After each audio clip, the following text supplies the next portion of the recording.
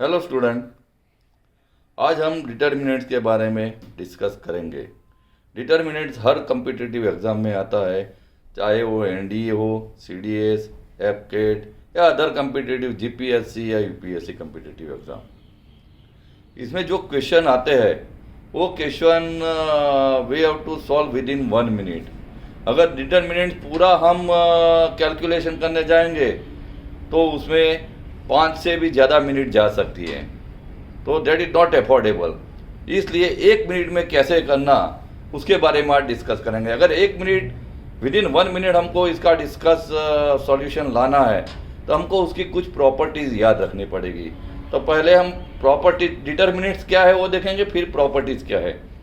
Determinants में हमेशा square determinants होता है, मतलब इसकी रो और कॉलम इक्वल होता है, उसी को डिटर्मिनेंट्स बोलते हैं। जिसका रो और कॉलम इक्वल नहीं है वो डिटर्मिनेंट्स का सॉल्यूशन नहीं हो सकता, वो डिटर्मिनेंट्स ही नहीं है। इसलिए रो और कॉलम का जहाँ इक्वलिटी है, 3 रो है तो 3 कॉलम है, 2 रो है तो 2 कॉलम है, 4 रो है तो 4 कॉलम है, तो उसी को डिटर्मिनेंट बोलते हैं। अभी रो क्या है और कॉलम्स क्या है वो देखेंगे। देखो,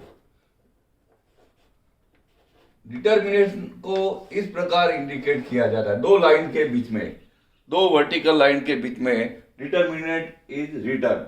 और देखो ये स्क्वायर डिटर्मिनेंट्स है, 2 रो है, ये आड़ी वाली ये रो है और ये सीधे वाले है वो कॉलम्स है।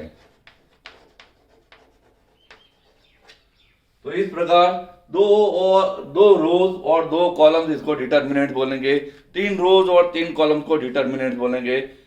ये होगी डेफिनेशन। अभी उसके क्या प्रॉपर्टीज क्या है उसके बारे में देखेंगे। तो डिटर्मिनेंट की प्रॉपर्टी में ये है कि अगर कोई भी डिटर्मिनेंट को उसकी रो या कॉलम अगर इंटरचेंज करेंगे, सभी कॉलम या सभी रो को इंटरचेंज करेंगे तो उसकी वैल्यू सेम रहेगी, राइट? उसकी वैल्यू सेम रहेगी। मान लो कि 1 2 3 और 0 1 2 और 3 2 1 ये डिटर्मिनेंट्स है। अगर उसकी रो और कॉलम इंटरचेंज करेंगे तो उसकी वैल्यू सेम रहेगी। मान लो कि इसकी वैल्यू ए है तो इसकी रो और कॉलम चेंज करने से, मान लो कि रो ए है तो ए 3rd रो में चली जाएगी और 3rd रो फर्स्ट रो में चली जाएगी। तो इस प्रकार अगर इंटरचेंज करेंगे, देखो 3 2 1 0 1 2 1 2 3, तो इसकी वैल्यू भी सेम ए ही आएगी, ये फर्स्ट है उसका, राइट? अगर इसको आप पूरा सॉल्यूशन करोगे तो उसका वैल्यू सेम आएगी, दोनों का वैल्यू सेम रहेगा, राइट? फिर दूसरा है प्रॉपर्टीज कि अगर इसकी 2 रो और 2 कॉलम इंटरचेंज करेंगे तो उसकी जो वैल्यू है वो सेम रहेगी, लेकिन जो उसका निशानी है वैल्यू के आगे वो माइनस हो जाएगी। अगर प्लस है तो माइनस हो जाएगी और माइनस है तो प्लस हो जाएगी। मान लो कि देखो फर्स्ट डिटर्मिनेंट हमने दिया है, उसका हम चेक करते हैं कि किस प्रकार उसकी निशानी चेंज होती है। तो इसको देखो, ये डिटर्मिनेंट का सॉल्यूशन किस प्रकार होगा, 1 × 4 और -3 × 2, तो 4 - 6 इज इक्वल टू -2। इसका सॉल्यूशन आंसर है -2। अगर इसकी हम रो चेंज करते हैं, ये ऊपर वाली रो नीचे और नीचे वाली रो ऊपर कर लेते हैं और देखते हैं उसका वैल्यू में क्या फर्क होता है। तो देखो 3 4 1 2 इज इक्वल टू, इसमें भी देखिए 3 2 जा 6 -1 4 जा 4, 6 में से 4 माइनस हुआ 2 आंसर। तो देखो ये भी 2 आंसर है, ए भी 2 आंसर है, ये -2 आंसर है, +2 आंसर है। तो जब दो रो को आपस में चेंज करते हैं, इंटरचेंज करते हैं, उसका वैल्यू सेम रहता है। लेकिन अगर पहले वाले का जो आंसर -2 है तो दूसरे वाले का प्लस हो जाएगा, निशानी चेंज हो जाएगी। हो गया क्लियर? ये दो प्रिंसिपल याद रखो। अभी तीसरा, यहां तक क्लियर है? अभी थर्ड प्रिंसिपल इस प्रकार है कि डिटर्मिनेंट्स में अगर कोई भी रो जीरो है, रो या कॉलम जीरो है, तो वो डिटर्मिनेंट्स का वैल्यू सॉल्यूशन करेंगे तो उसका जो आंसर वैल्यू है वो जीरो ही रहेगा। एक खास याद रखना। शॉर्टकट में अगर ये प्रिंसिपल याद है तो आप एनडीए, सीडीएस, एपकेट या अदर कॉम्पिटिटिव एग्जाम में ये आसानी से 1 मिनट में, अगर नीचे ऑप्शन है ऐसा डिटर्मिनेंट दिया है, नीचे ऑप्शन जीरो है, तो जीरो वाले में आप टिक करके सही आंसर लिख सकते हो। हो गया? देन उसके बाद है, अगर डिटर्मिनेंट्स आइडेंटिकल है, मतलब कोई भी डिटर्मिनेंट्स में, देखिए मैं रब करके इधर बताता हूं, कोई भी डिटर्मिनेंट्स में दो रो या दो कॉलम इक्वल है तो इसका आंसर भी जीरो आता है। कोई भी डिटर्मिनेंट्स में दो रो या दो कॉलम इक्वल है, आइडेंटिकल है। आइडेंटिकल का मतलब इक्वल है। देखो 1 2 3 फर्स्ट रो और ये थर्ड रो दोनों इक्वल है तो ये डिटर्मिनेंट का आंसर जीरो आएगा। हो गया क्लियर?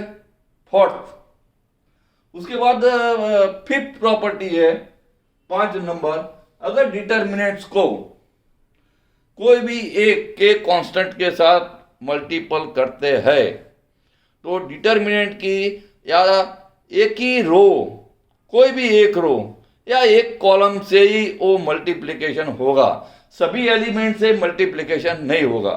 फॉर एग्जांपल देखो 1 2 3 4 5 6 7 8 9, अगर ये के से मल्टीपल करते हैं तो कोई भी एक रो, मान लो कि फर्स्ट रो, सेकंड रो या थर्ड रो, इसमें से कोई भी एक रो से एक के को मल्टीप्लिकेशन होगा, इनटू होगा, तो उसका आंसर देखो, हम फर्स्ट रो से करते हैं तो के 2 के 3 के, और बाकी सेम का सेम रहेगा, मल्टीप्लिकेशन नहीं होगा। मैट्रिक्स में ऐसा होता है कि मैट्रिक्स का हर एलिमेंट से एक को इंटू किया जाता है, लेकिन डिटर्मिनेंट्स में ऐसा नहीं है। डिटर्मिनेंट्स में या तो कोई एक रो के सब एलिमेंट या तो कोई कॉलम के सभी एलिमेंट से उसको इंटू किया जाता है।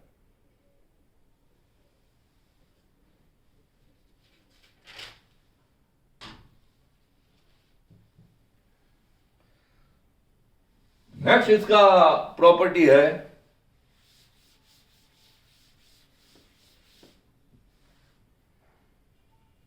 नेक्स्ट प्रॉपर्टी में ये है कि अगर डिटर्मिनेंट्स में कुछ ऐसे एलिमेंट्स है, कोई खास ऐसे कांस्टेंट के से या अदर फिगर से इसको इंटू किया गया है तो उसको दूसरे डिटर्मिनेंट्स में ले सकते हैं। जैसे कि देखो ए बी सी,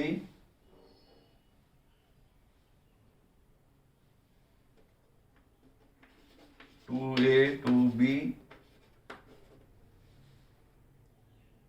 टू सी,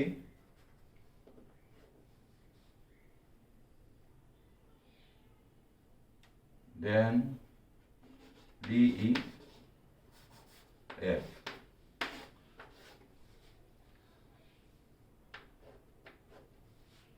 इसका मतलब ये है कि A B C D E F एक डिटर्मिनेंट प्लस दूसरे डिटर्मिनेंट में ए होगा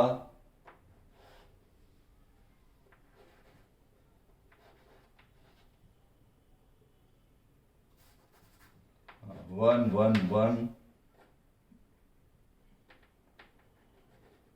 2 2 2 और डी 1 1 1। इसका मतलब ये है कि ए सेकंड रो वाला हमने 2 को अलग कर दिया, राइट। तो इस प्रकार आज के पीरियड में हम इतना ही करते हैं। नेक्स्ट पीरियड में एक्चुअल में एनडीए में, सीडीएस में, एफकेट में कैसे जो प्रॉब्लम आते हैं उसको कैसे शॉर्टकट से सॉल्व करना, that will be discuss in the next period. Okay, bye.